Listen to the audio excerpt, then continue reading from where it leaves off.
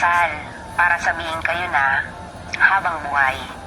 Dahil ang totoo niyan, kahit batas, walang magagawa kung hindi talaga sila itinadhana sa isa't isa. Ang kasal ay hindi pang habang buhay na katunayan para maangkin ang isang nilalang. Ito'y isang papel na nagbibigay ng karapatan sa mga taong nagmamahalan na kadalasan sa una lang nararamdaman at kalaunan nauuwi rin sa hiwalayan.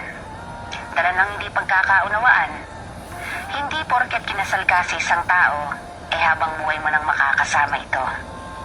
Dahil kung minsan, isa lang pala siya sa magiging daan para makilala niya ang talagang taong nakatadhana para sa kanya.